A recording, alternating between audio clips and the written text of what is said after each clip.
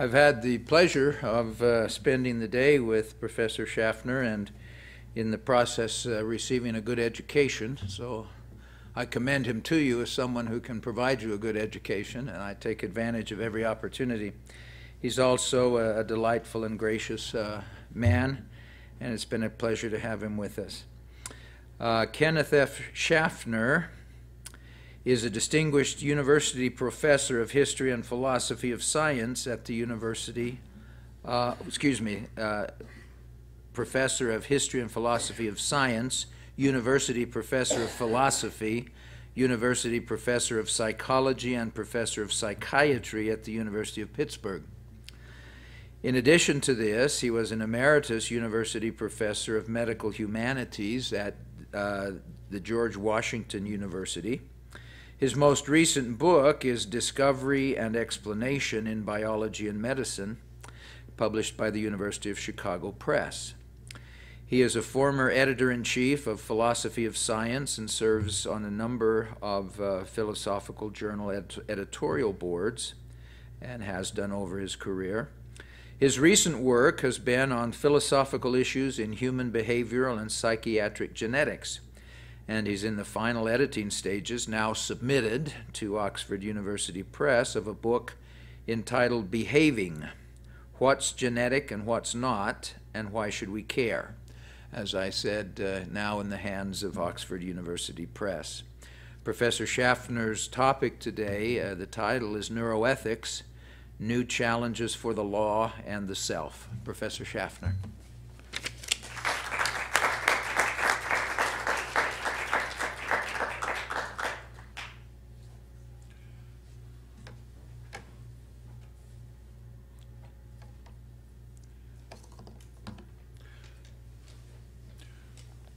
Well, thank you, Richard, and also thank the Wheatley Institution for inviting me. I will be talking to you today about neuroethics, and one of the things that I want to do is to wanted to do a counter, but it doesn't seem to be working for me, so I will time myself roughly. To give you a sense of what the field is, I will start with a discussion of the emergence of neuroethics as a field, turn to talk about several more specific issues, including free will or free agency or moral agency, look at an application of that in neurogenetics and neuroscience and neuroethics in the courts under the phrase which is sometimes used called dangerous brains. Then turn to neuroethics, neurogenetics, and the self in developing mental disorders, and then finally wrap up. So we'll start with a short account of the development of the field. The background for this is, in an important sense, the Human Genome Project, because what it did when it finally got going in the 1990s was it had about 3 to 5% of its entire budget dedicated to the ethical, legal, and social implications of this project.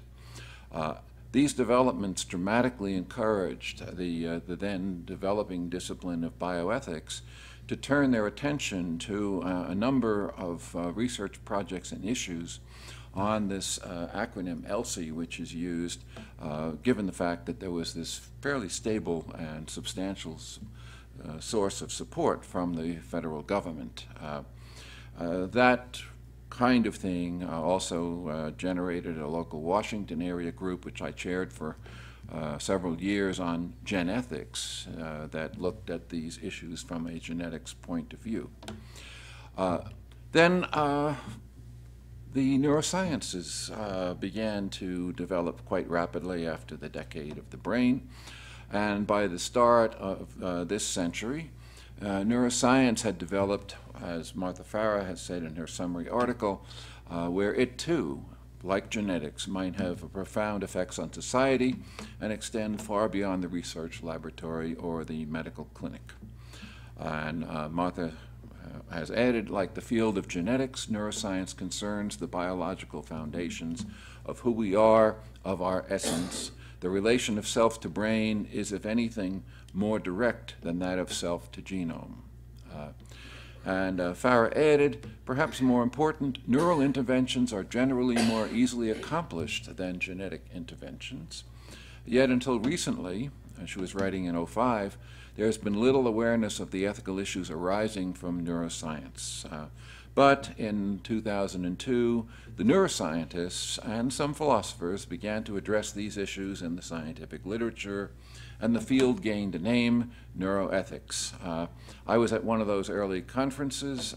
This is a picture of Antonio Damasio lecturing to this neuroethics group.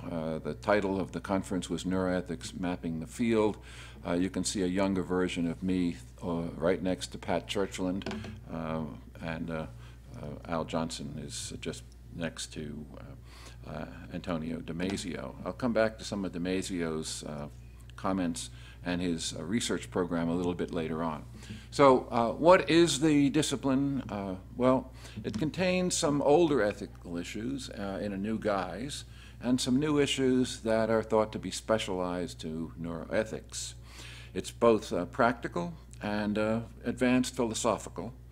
And on the practical side, the technology, and we'll talk a little bit about those technologies, is making it possible to monitor and potentially manipulate the human mind via various neuroimaging and interventionist methods. And we'll talk about those a little bit later on, but some of them may involve a kind of mind reading as well as thought and memory controls. And it's quite likely that some kind of brain enhancements are coming soon. The neurological sciences also allow us to understand the human mind as part of the material world. A comment that Farah writes at the introduction of her 2010 collection of readings in neuroethics. And this raises perennial philosophical questions and even theological questions regarding the nature of the self and of free will, or what some call free agency or moral agency. These are difficult and abstract issues. They do resonate with the practical technological matters that I had just mentioned. So what I'll be turning to, this was a short overview of the field, are issues of free will, as well as some court decisions regarding criminal behavior as part of the neuroethics panoply, and then also changing conceptions of the self, and some implications for detecting and treating very early onsets of mental disorders such as schizophrenia. So first, free will, free agency. So what do we mean by the concept? There's a good introductory article for people that want to read a little bit more on it by Tim O'Connor. It's in the Stanford Encyclopedia of Philosophy. You can get it online. It's free. What the article suggests is that we think of free will as involving dimensions of agency, ownership, and deliberation. And generally, we believe that actions follow on desires coupled with motives and intentions. If the desires are considered compatible with the suitably reflective self on this view, such as the desire to have a hearty breakfast, we take that desire and the subsequent enjoyable eating as free. This view assumes the absence of contraries, desires to limit food intake due to health or appearance reasons. Now, the presence of these potentially conflicting desires, and they obviously exist, and their joint presence in the self, is a kind of puzzle that led philosopher Harry Frankfurt to propose his influential account of free will. I'll say a little bit more about that. It's one of many of the accounts of free will that you can find summarized in the O'Connor article. But I like to begin with a cartoon. This is from, I think it's a 1993 Dilbert cartoon, so it's rather old. But the discussion goes as follows. This is Dogbert, who always tends to hassle Dilbert. He says, "Do you think the chemistry of the brain controls what people do?" And Dilbert says, "Of course." Then Dogbert says, "How can we blame people for their actions?" Well, Dilbert says, "Because people have free will to do as they choose." Says Dogbert, "Are you saying that free will is not part of the brain?" Well, of course it is, says Dilbert, but it's the part of the brain that's out there just being kind of free. So, you're saying that free will as part of the brain is exempt from the natural laws of physics? Obviously, says Dilbert, otherwise we couldn't blame people for anything they do. So Dilbert replies, do you think that free will part of the brain is attached, or does it just float nearby? And at this point, Dilbert says, shut up. We have to do more than say shut up when we reach this kind of a conflict. This is one way that the field of philosophy of mind has thought about some issues involving free will.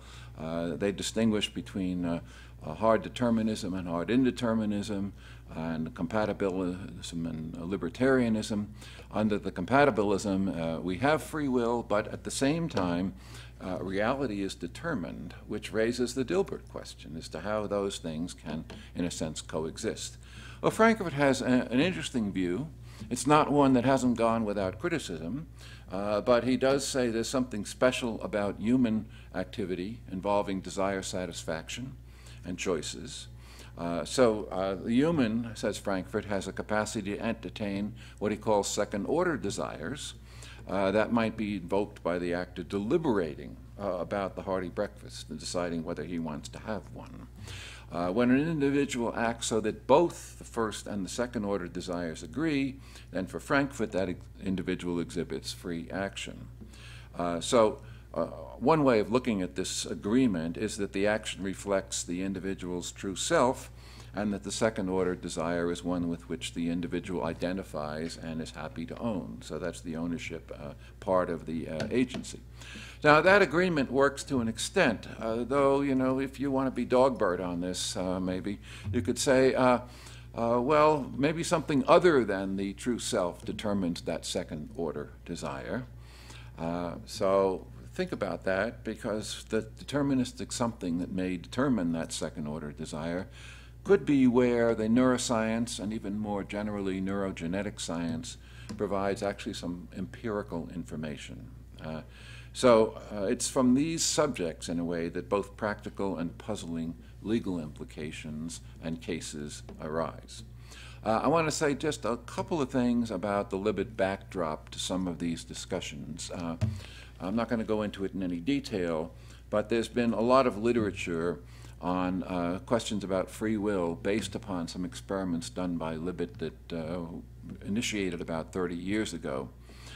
Many authors think that these experiments show that the brain unconsciously generates plans for movements that only later, maybe only a second or so later, become conscious and are attributed to being initiated by conscious decision. The inference from that is that many people have thought that these experiments show that free will is an illusion or some kind of a confabulation, and that it is something that the conscious mind creates for reasons that remain obscure. There's a recent book length, comparatively recent book length by Wegner on this, defending this analysis that it's an illusion quite extensively. I'm not going to discuss Libet's work in any detail, as I had mentioned earlier. There have been attempts to repeat the experiments that use more modern technology, such as fMRIs. My sense of that, having gone through a good bit of the literature, is that the net results are either equivocal, or they're irrelevant, or they're reinterpretable and explicable by a more complex understanding of the nature of deliberation and consciousness. So I'll assert that and tell you, if you're interested in seeing how that can be done, it would take a seminar, much more than a lecture, to cash that out in detail. But I'd suggest you look at Google or PubMed for some recent articles by the Patrick Haggard lab, where they actually repeat the experiments in different contexts and show that there's a kind of compatibilist notion that is still consistent with a kind of free will. So that's for something that is worth looking at, would be another kind of a lecture. But I would like to talk a little bit about these dangerous brains, the legal issues that are raised by these advances in neuroscience that are still difficult to analyze and to come to terms about the issue of free will. So Though those lipid experiments are of interest, there's another set of empirical results that have generated extensive commentary in the neuroethics literature. These are individuals who suffer from brain damage, either from accidents or from tumor growth and excisions, that parts of the brain are taken out. And these have purportedly changed both their personalities as well as their disposition towards criminal activities. So these are empirical. They reflect a different kind of interventions, whether they be accidental or quasi-deliberate. So these brain damage cases serve as the backdrop for a number of books, articles, as well as numerous meetings of judges and neuroscientists where the judges are beginning to worry about what might be referred to as a kind of neurological defense with respect to criminal issues. And we'll talk specifically about those in a moment. There's a related set of genetics findings that sometimes couple with the neuroscience findings. I'll mention one case shortly about that. Let me start, if you don't know this, with the curious case of Phineas Gage. This is extensively commented on in the neuroethics literature. This is from a nice article by Stephen Schleim on brains and context in the neuro-law debate that touches on free will and dangerous brains. It was published this past year. So the story goes as follows.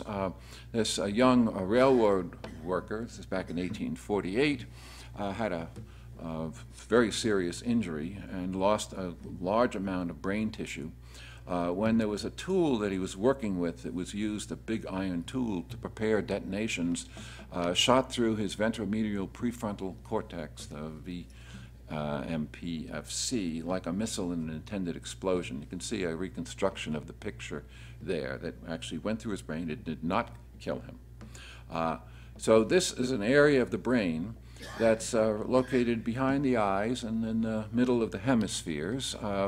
And it looks sort of like this. You can see the big arrow pointing to the region that was in effect destroyed in Phineas Gage. This is a somewhat more gruesome picture of the circuits, in a sense, and the areas that were knocked out by the rod that went through his brain. Interesting follow-ups to this injury. He did recover, but many of the comments made at the time by his doctor and others said there was a significant personality change that followed on this brain injury. He was previously reliable, well-liked, respected, and organized, according to the literature and the records, and he turned into a garrulous, sexually promiscuous, reckless, unreliable, and irresponsible, essentially what's described as a pseudo-psychopathic individual as a result of this brain image. So the prominent neuroscientist, that's Antonio Damasio, and I showed you his picture earlier, describes Gage as somebody who no longer showed respect for social convention or ethics in the broad sense of the term, which were violated. The decisions he made did not take into account his best interests. He was given to invent tales without any foundations. This is according to his doctor. There was no evidence of concern about the future or forethought. And what Damasio concludes from an analysis of the records is that there's no question that Gage's personality change was caused by a circumscribed brain lesion in a specific site. But that's historical conjecture. Damasio published a book in 1994 called Descartes' Error, in which he says the area which was damaged in Gage has a significant effect on emotions and is critical for normal decision making. He then did a follow-up with another patient that was contemporary that he saw. This is a person named Elliot, or the initials are EVR. Elliot had a brain tumor, which was a large meningioma in that area that was removed surgically, and it resulted in a loss of brain tissue that overlaps with the Gage area of an estimated brain injury. So it's a close analog. About Elliot, whom Damasio calls a modern Phineas Gage, Damasio drew the conclusion that, quote, it's appropriate to say that his free will had been compromised and to venture that Gage's free will had been compromised too. What does this mean? That we have these cases. There are additional cases, which I'm not going to go into here, but these are quite representative and have been extensively commented on in the neuroethical literature. What these suggest is that neuroscience testing, coupled with neuroimaging results, might provide a legal excuse based upon a kind of diminished capacity. That has been argued by other investigators like Jonathan Cohn, who's a Princeton neuroscientist, and Joshua Green, who's now at Harvard. They claimed in a widely anthologized article that neuroscience will reveal that criminal defendants are not morally responsible for their actions, and that this revelation will thereby undermine retributivist justifications for criminal punishment. And they go on to say, in their article for the law, Neuroscience Changes Nothing and Yet Everything, they say that, well, neuroscience may not change some very fundamental assumptions, but they do think it's going to change the ways that people think about human action and criminal responsibility. Their view is, in a sense, like the earlier accounts that think it's an illusion. So they're willing to go in the way of some kind of a reasonably strong determinism, though why they chose to publish the article is an interesting question. At any rate, retributivist notions of criminal responsibility, that's where we get back at people, ultimately depend on this illusion of free will. And so they think that if we're lucky, the alternative views, which they refer to as consequentialist ones, will radically transform our approach to criminal justice. What they mean by that is that at the moment the law deals firmly, but they say mercifully, with individuals whose behavior is obviously the product of forces that are ultimately beyond their control, and they think that the developments in the neuroscience area and in neuroethics will indicate that someday the law may treat all convicted criminals this way, that is, much more humanely rather than in a retributivist way. The issue is under intense discussion, though I've not been able to find a court case, a purely neurological court case, where this particular view that we just heard about from Green holds sway. But the area is developing rapidly. It's being monitored closely as part of an ongoing project by Professor Sneed at Notre Dame. He's got available, and I think you can access it, a case index on neuroimaging and the court's standards and illustrative cases. This is sponsored by the American Association for the Advancement of Science, as well as by the American Bar Association's Judicial Division, funded by the Dana Foundation. So a lot of research is looking at this kind of potential neurological defense. I looked at those, at some of those cases. There are about 45 cases in U.S. law. The cases admit various kinds of scan evidence, whether it be fMRI or PET or SPECT. These are different ways that you can image the brain. It's brought in front of the jury, it's brought in front of the judge, but there's only rare effects on the sentencing aspect of the court's decision. These cover both civil cases as well as criminal cases in both the guilt phase as well as in the sentencing phase. So there is a developing actually legal literature that is beginning to look quite closely at this, and where there are some indications that some of this material is at least being admitted for evidential concerns, even if it doesn't ultimately sway the decisions. The Schleim article, though, which I do recommend reading, has looked through these various brain damage cases from a neurological point of view.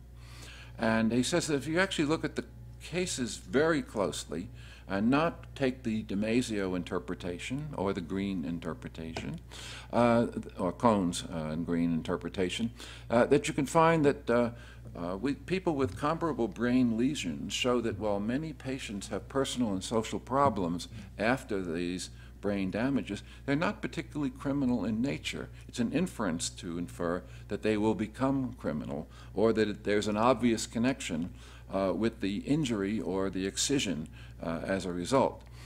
So what Schleim argues, based upon a recent review of all of these cases, without going into the legal aspects, is that it's going to really depend on various other conditions, including the social support that's available in this environment. So the jury is still out. The jury hasn't made a decision, nor have the judges made a decision with respect to at least U.S. law, as far as I've been able to determine. It's coming, though. There is an interesting Italian case that broadens the science to include genetic dispositions, where there actually was a sentence which was lightened as a result. That case has a U.S. legal case as a backdrop. It's an Italian case with a U.S. legal case, as well as some recent research, or comparatively recent research, in the first decade of the 21st century.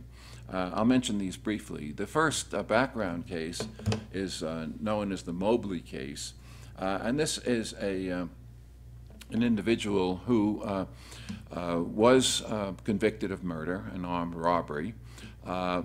He asked, or his lawyer asked, for funds to hire expert witnesses to assess his potential deficiency in MAOA enzyme activity, which, as of then, had suggested that a possible genetic basis for violent and impulsive behavior in certain individuals is a result of this genetic mutation. This was based upon a 1993 study, which was never replicated, but was probably valid, that indicates that individuals who have a drastic mutation, it's actually a null mutation in this MAOA gene, which metabolizes neurotransmitters, will have an effect on behavior.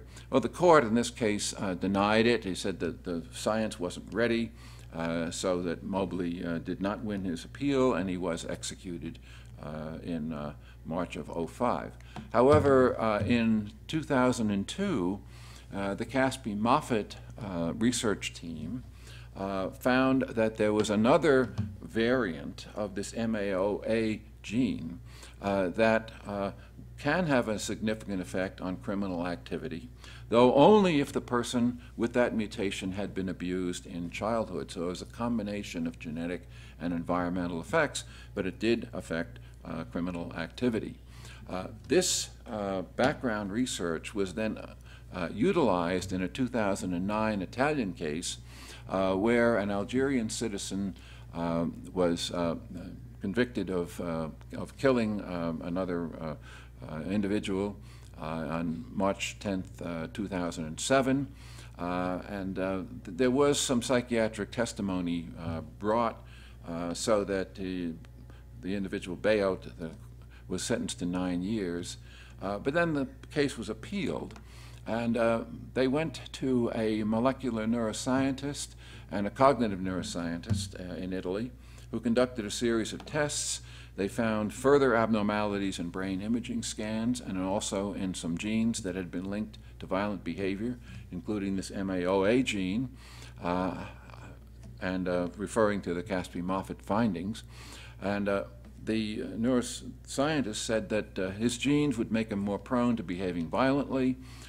They say that this evidence will predispose certain individuals to certain behaviors, and on the basis of these tests and the analysis, the judge docked a further year off the defendant's sentence, arguing that the defendant's genes, and this is a quote from the judge, would make him particularly aggressive in stressful situations, and also added that he had found this MAOA evidence particularly compelling. So this is a case involving a combination of neuroscience as well as genetics, neurogenetics, that suggests that there is going to be an effect on at least sentencing areas.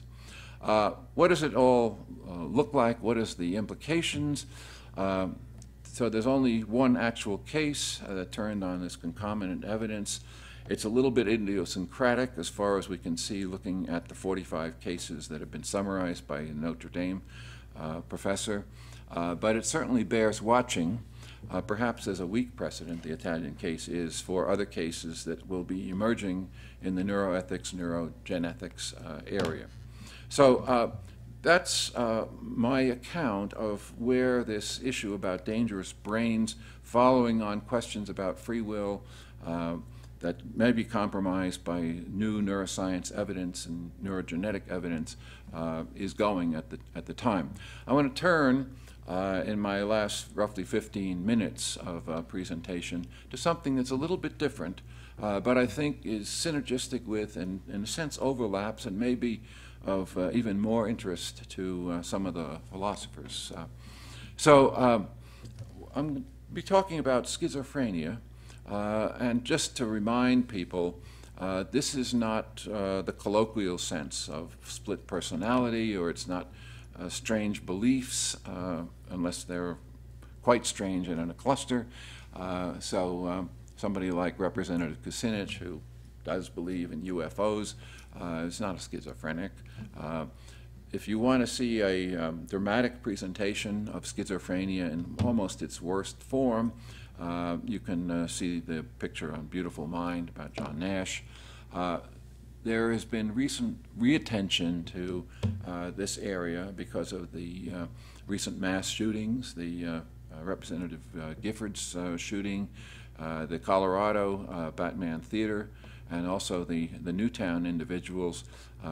Issues have been raised as to whether or not they aren't in a fairly early stage of schizophrenia, may not have been yet fully identified, fully diagnosed.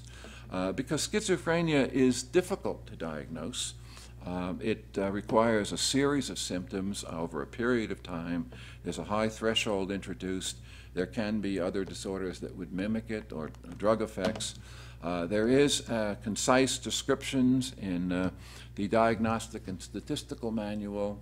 The DSM-4 TR is the most recent one that's out. DSM-5 is in the works. It will be out soon. Essentially, the way to diagnose schizophrenia has not changed much in the recent years. So it requires a combination of things like delusions and hallucinations, as well as disorganized speech, effects on work habits and interpersonal relations. It has to last for about 6 months, being florid in 1 month. So that's the picture of schizophrenia that one is sort of looking at here.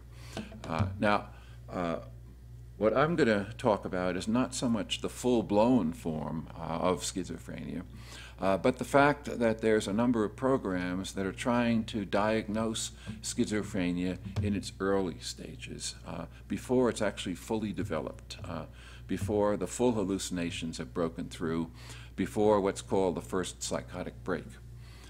What they want to look at is what's called the pre-illness or the prodrome period. These are early intervention projects, and they hope that ultimately they will have true prevention effects in the area. However, the studies that are needed to determine the safety and the efficacy of these kinds of early interventions, there are a series of ethical and also regulatory and policy questions that need to be answered, and answered appropriately and satisfactorily. Because the studies are controversial. They include, as part of the studies, administration of low doses of newer antipsychotic drugs, and these are to individuals who are not yet psychotic. The drugs have been developed for the severe form of mental illness. They have significant side effects, and there have been a number of studies that have been rejected in this area because of these ethical questions about the risk of these kinds of interventions. In fact, there was one clinical trial at Yale that was investigated on the grounds of a complaint that was filed that said they were treating non-ill individuals and not offering any benefits that would offset the risks from the drugs. I won't have a chance to really talk about that, but I can answer some of the things in question. And there are other types of interventions in other areas that raise the same kind of issues, such as pediatric bipolar early interventions. Now, in the early intervention area, there's two ways of approaching it. One, you can wait until the first episode of psychosis, but that's too late. And in a sense, there wouldn't be as much in the way of controversy about treating those individuals. But it's the prodromal area that offers, in a sense, the most interest and yet also the most difficulties for both diagnosis and also the ethical character of some of these individuals. So this is a notion that has been itself somewhat controversial. It appeared, the diagnosis of the prodrome, in a variant of the DSM. This is the DSM-3R. And then they took it out in DSM-4 because they thought it was potentially being abused or it was something that people didn't understand, and there were problems with implementing it. Most recently, as part of the DSM-5 developments, a psychosis risk syndrome that they then renamed attenuated psychosis syndrome was hotly debated, but they decided that it was not going to be something that was going to be in the new DSM-5. They put it in an appendix of sorts, conditions for further study, because it was seen as too risky to place in the generally accepted disorders. So the prodrome is controversial. This is a sort of a graphic as to what it looks like. It's not until the patient experiences number 5, which is the peak, which is the first psychotic intervention and break. But earlier, in number 1, it's the patient first notices some change in self. Then 2, the family or friends of the patient first notices some changes of a sort in the patient. These are vague and ill-defined. At 3, the patient first notices psychotic symptoms in the self, but they may be transient and weak. And then this is noticed by the family or the friends. So it's a developing notion. It's also hard to diagnose it. It's not yet ready for community implementation in a broad way, so more research is needed. But one of the problems with it is that even in the best studies, there's a 60% false positive rate in identifying individuals who will go on to develop psychosis and schizophrenia. So they run these tests, and they're based upon interviews. There's no, in a sense, brain work that can yet be done that's really satisfactory. These individuals can easily be sort of misdiagnosed. They can then be put into a trial if they're concerned, if the family is concerned, and they'll get these antipsychotic drugs in one arm of the study. Many of these individuals are under the age of 18, so that the family's got to consent, and that's a complex process, getting family consent and patient assent. It's hard to formulate the right kinds of consent documents and to explain the issues in this soft area. And as I had mentioned, if the trial is double-blinded, the patient and the family really could get more benefit outside the trial, but then the subject area wouldn't advance as rapidly. So there's sort of pros and cons in this. Now, what are some of the philosophical issues beyond the research ethics problems which I have just sort of raised? Well, an interesting twist has developed in an attempt to sort of clarify this nature of the prodrome, which is vague and not very well defined. There's 2 groups of investigators. One is in Denmark, and the other is in Australia. They are looking at both the subjective aspects of neuroscientific advances as well as the reasonably objective various kinds of scans. They're focusing on ultra-high-risk individuals who are questioned about odd senses of their early self-experiences. So this is back around the number 1, number 2 in that graphic which I just showed you. So they are doing neuroimaging, and they are appealing to cognitive science, and I'll say a little bit more about that in a moment. This, I think, reflects the way that psychiatric research will continue to develop. What I've got here is an older picture that I once published, I think it was back in 1994. I called it then the sort of the Twin Towers, which has bad implications in a way. But this is a picture of schizophrenia in the back left-hand side, which is a combination of behavioral and subjective elements together with various kinds of molecular elements as well as clinical input. Similarly, in bipolar disorder, as the years go on, my thesis here is that the subjective elements are retained and developed further. They're not eliminated by the progress in the neuroscience and the genetics. They need to be retained, at least for the foreseeable future, because they are key to some of these diagnoses. So that's the general picture that I have in mind. Now, what I've got in the next few slides is a recently published article, came out in 2012, from the Australian group. And what they've done is they've turned to phenomenological research and phenomenology in the sense of philosophy types of research, continental traditions in a sense in philosophy. And they say that phenomenological research, and I'll say more about that particular philosophical dimension, indicates that disturbance of the basic sense of self may be a core phenotypic marker of schizophrenic spectrum disorders. And what is this sense of self? Well, it's a disruption of the sense of ownership, of experience, and agency of action. Notice the resonance with some of the earlier free will accounts, and is associated with a variety of anomalous subjective experiences. These things don't yet show up clearly in terms of the neuroscience.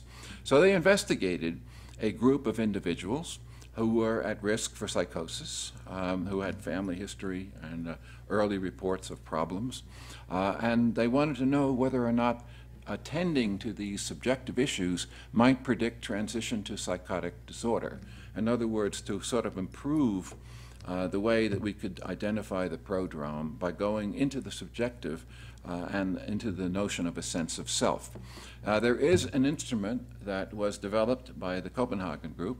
It's called the Examination of Anomalous Self-Experience, abbreviated as EASE, and they use this to follow these individuals in both the ultra-high risk and a control group. They did find some interesting results. Levels of self-disturbance, these are quotes from their report, were significantly higher in the ultra-high risk group. And the total ease score, that instrument, significantly predicted time to transition. They did further analyses suggesting that the basic self-disturbance scores were higher in schizophrenic spectrum cases. And they conclude that the results indicate that identifying basic self-disturbance in these individuals may provide a means of further closing in on individuals truly at high risk of psychotic disorder, particularly of schizophrenic spectrum disorders. And what this might be useful for is it might be of practical value by reducing the inclusion of these false positive cases, and of also theoretical value by shedding light on core phenotypic features of schizophrenic spectrum pathology. So more work obviously has to be done. This is an early study in a sense with small numbers, but the authors of this say in another paper it would be useful to investigate the relative prominence of different aspects of basic self-disturbance in the evolution of this psychotic or pre-psychotic syndrome, and whether basic self-disturbance also has an impact on the outcome. And they say that recently some tentative models have been proposed regarding the neurobiological underpinnings of basic self-disturbance. These draw in part on abnormalities in the right cerebral hemisphere, as well as on midline cortical structures and neural networks. Some of this work reflects work with what's called the default network in the brain. And what they're looking for is relationships between these basic self-disturbances as well as social cognition disturbances. And they think that given the current findings that they've got and the accumulating phenomenological literature, they think that they need to investigate these models in further empirical study. So what their analysis, and we haven't had a chance to go into some of the details, reflects is a series of papers that were done by the Copenhagen group, working also with Louis Sass, on the role that phenomenology, as it's been characterized in continental tradition, might be reflected into a basic notion of changes in self with respect to these prodromal investigations. I think that in addition to the neuroscience parts and the cognitive model parts, as well as the further development of the E's, which has good reliability, reasonable predictability, as you can see, recently was adopted by Harvard for a part of their schizophrenia studies. I think that what we will see going on here is probably a combination over the next few years of the psychiatric, the phenomenological, as well as schizophrenia genetics. It's not yet ready because of complications in the area of schizophrenia genetics, which I won't try to go into, but I'll try to answer questions if you might have them in the discussion section. I'm just about completed with the main presentation, but I did want to mention this new brain project because I had to add some slides in at the last minute. Because it was only 2 days ago that President Obama announced a new $100 million scientific initiative to better understand the human brain. It will be broad-based, assuming that it gets Congress permission. It's yet unclear whether the new initiative will have this ethical, legal, and social implications component. My bet is it will. I did some further analysis today, and I found the words ethical, legal, and social implications in Obama's speech, or at least on the White House bulletin board, as something that he wants at least his Bioethics Commission to begin looking at. So my guess is that we'll see out of this a new development that will be relevant in neuroethics. Here's a picture of Obama being briefed on the Israeli brain mapping project, and you can see somebody is already being monitored in a sense, so with that neural net, brain net. Let me wrap up this discussion. So what we looked at was the emergence of the discipline of neuroethics, primarily developing in the last 10 years. I focused on 2 areas of neuroethics analysis. First, the free will and its compromise, and it's finding its way into the legal arena. And the second was the developments and understanding of psychoses and early phases of psychosis that might lead to better prevention strategies, as well as look at the foundations of the self. Both of the topics raise significant ethical and legal issues. Hopefully we will see further benefits in terms of better understanding in these areas. This lecture could only give you, in a sense, the most rudimentary approach to the area, which is rapidly developing. But for anyone that's interested in follow-up and looking at some things that you might want to read further, just contact me at kfs@pitt.edu. I've had some help with this area, especially from Mark Frankel and Ken Kendler, Pat McGorry, and Australians, including Barnaby Nelson and Joseph Parnas. Also Jim Faby, one of my former students who's here at Utah. They shared their work in this area with me. NSF has supported me, and I thank them, and I thank you for your attention. Thanks.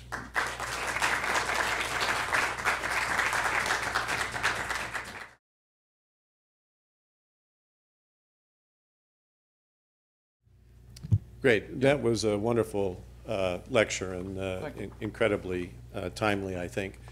A couple of days ago, the Aurora, Colorado perpetrator of this horrendous crime had a pre-sentencing hearing where there was the decision made to seek the death penalty.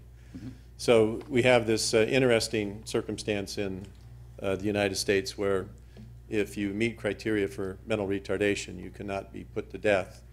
But if you meet criteria for one of the major psychiatric disorders, that doesn't necessarily mitigate against the death penalty. I understand that, but from a neuroscience standpoint, we have tools now that allow us to look at the brain, quantify the brain, to look at the brain in an individual that has schizophrenia. And if in fact that shows smaller ventromedial prefrontal cortex or connection abnormalities of the limbic system, I'd like to hear what your thoughts are, and then I have another question. Okay, well, I think that it's obviously an emerging area, and I refer to 45 so legal cases, and these will continue to develop. I wouldn't be at all surprised if they didn't try some kind of a neuroscience defense in the Colorado case. We don't know yet. They really have put a gag order on a lot of that information, so we really don't know too much about that individual. On the other hand, in terms of the neuroscience evidence for schizophrenia, the new DSM-5 task force on psychosis and schizophrenia looked at the genetics and looked at the neuroscience, and they said that at least in terms of doing a clinical diagnosis of the kind that you would find sanctioned by the DSM-5, it's not yet ready for prime time. So yeah, there's ventral changes, there may be some circuit changes. There are people investigating ways in which effects of things as detailed as basket cells may affect various kinds of brain rhythms in the gamma area, and so. But it's still a research project. So I think we'll see more attempts to do this. They'll pass some kind of evidentiary muster, either Fry or Daubert or such. But I don't think that we're going to see any dramatic breakthroughs yet, at least in diagnosing schizophrenia by the neuroscience area. It's hard to do, and the genetics is just beginning to re-emerge. I think that's sort of an answer.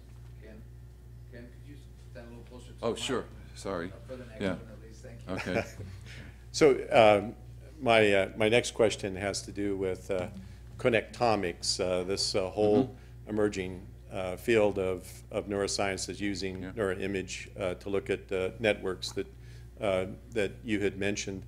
And there's a huge push at NIH for data sharing, which will probably lead us to very large data sets that will allow us to look at the network of the brain.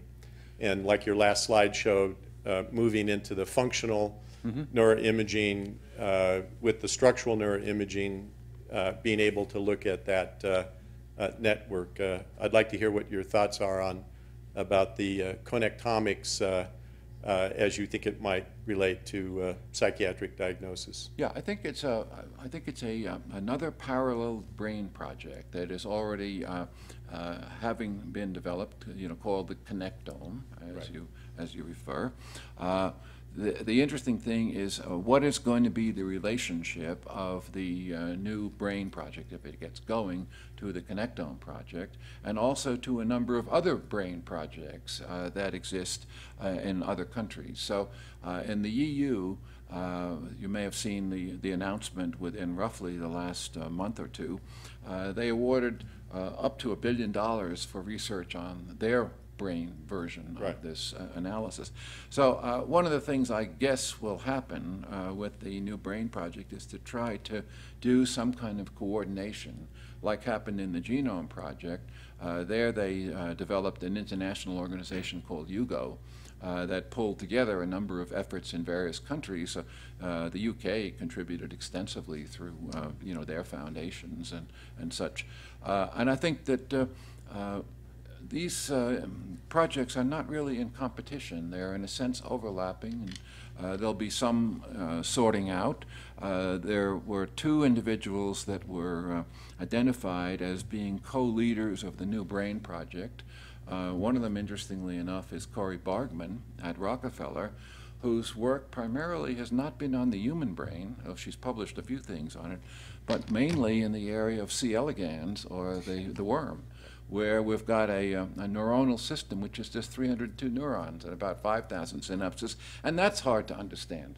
So they've got a connectome already, in the sense, in the worm, but trying to get 100 billion neurons and so forth is going to be a long-term project with, I think, a number of different features from different organizations. So I think they'll come together. I don't think they're in competition. Thank you.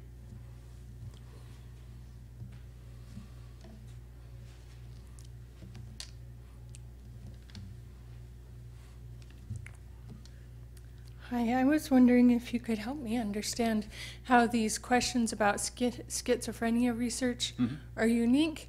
It seems like there's a lot of medical research that we, if we're willing to drive up to the University of Utah, that we can participate in, where the benefits to scientists and the research scientists doing the studies are pretty obvious.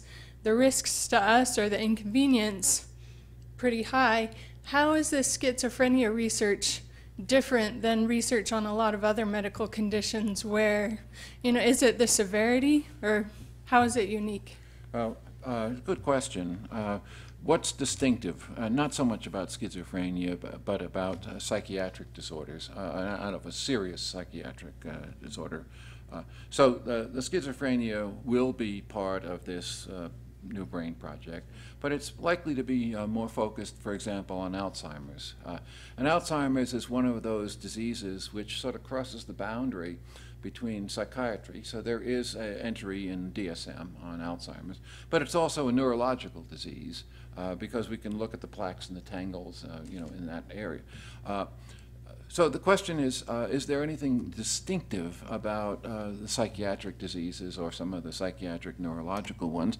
And I would say not really in terms of issues like informed consent and risks and benefits and such. That said, there's something that is much more personal about our senses of self when we are beginning to see the world in different ways that is in some sense a little bit more traumatic to individuals than, say, even a bad diagnosis of cancer. People tend to sort of externalize that. They don't think it's part of themselves, and yet with this understanding of this gradual development, it seems to be much more core self-centered. So it's interestingly different. I don't think that the ethical issues are that much different, but in a sense, some of the philosophical issues and the sort of internal subjective sense might be somewhat different. So part of it, I think you mentioned on one of your slides, one of the issues is just the label that people may get. That's part of it. I think that there's a stigmatism, a stigma that rather goes with some diagnoses in psychotic diseases that people used to feel about cancer, and they still do in certain countries, but we have sort of understood it. We have these public things like breast cancer awareness and so forth, and people no longer seem to view it as something that's their part of them, whereas we worry about these behavioral things, in part because we see some of the issues coming up with these shootings and such.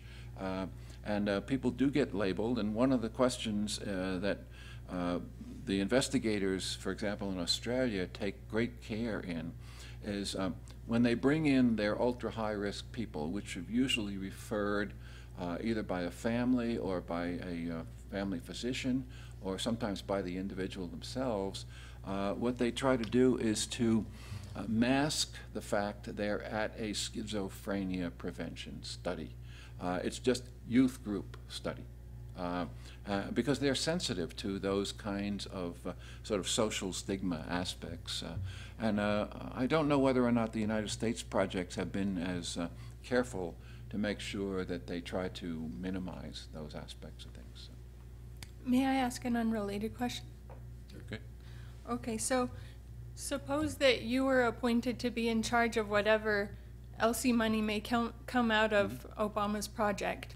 What do you think are the most exciting or the most important? And of course, those two could diverge, priorities for research on the LC type implications for the brain stuff. I'm going to punt on that. If you're asking me to identify what may come out of the brain project, if that's focused on that. First, we don't know that there will be a external funding LC component yet.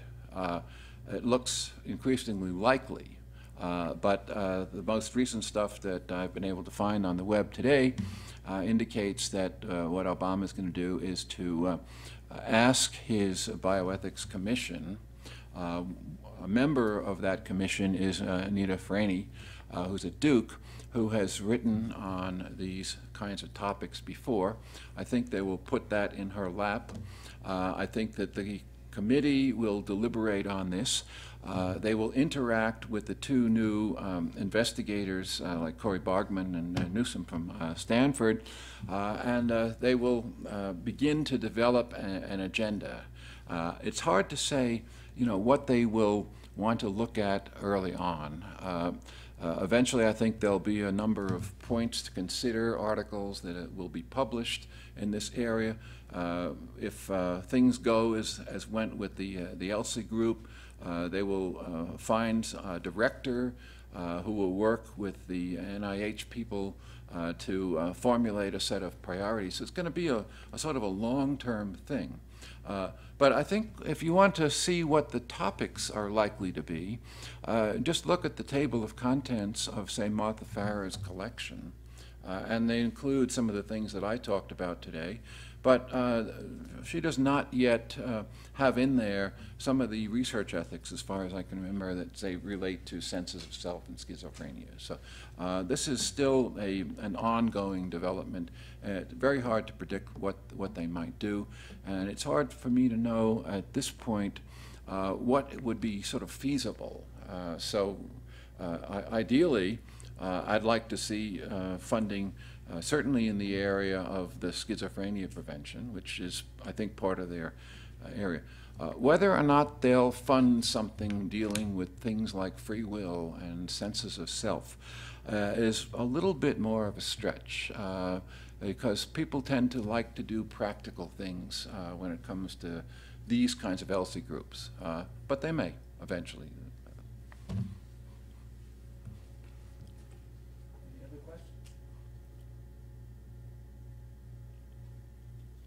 You answered it all. Okay.